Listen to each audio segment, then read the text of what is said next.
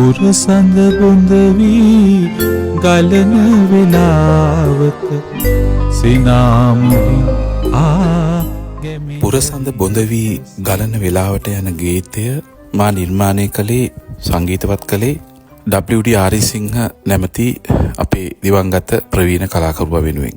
මේ ගීතය රචනා කළේ සාහිත්‍යවේදී ජගත් ගාමිණී මාවතගම. ඒ තනුව නිර්මාණය කරන්නේ ඒ වචනවල තියෙන ස්වභාවය අනුව. ඒ වෙලාවේ මගේ සිතට පහළ වුණේ ආචාර්ය පණ්ඩිත අමරදේවයන් එවැනි පද්‍ය රචනාවකට යොදන තනුවේ ස්වභාවය ඒ ආත්මය කොට ගනිමින් මා මෙහි තනු නිර්මාණය කළා. ඊට පස්සේ තමයි අප දෙදෙනාම තීරණය කළේ මමත් ජගත් ගාමිණී මාවතගම මහත්මයාත් මේක WD ආරිසිංහ නැමැති අමරදේව ආර ගායන ඉතා විශිෂ්ට ගායන ශිල්පියෙක් ලව්වා ගායනයක් කරන්න. ඔහු ගායනය කළා. නමුත් ඒ අවස්ථාවේදී ඔහු ඉතා අසනීප අසාධ්‍ය තත්ත්වයේ හිටපු නිසා ඒක සම්පූර්ණ සාර්ථක කරගන්න නොහැකි වුණා. ඒ වෙලාවේ මා ඔහුට හුරු වෙන්නට මා විසින් ගයූ ගීත තමයි අද මා මේ ගයන්නේ.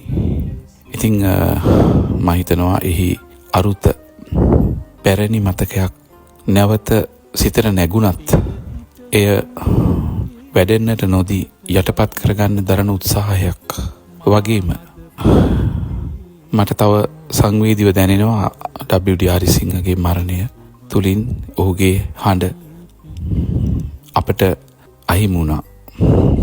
මේ දෙකම පදනම් කරගෙන මගේ නිතට කඳුලක් ඉනුවා. සුසුමක පැවති පිට වී යයි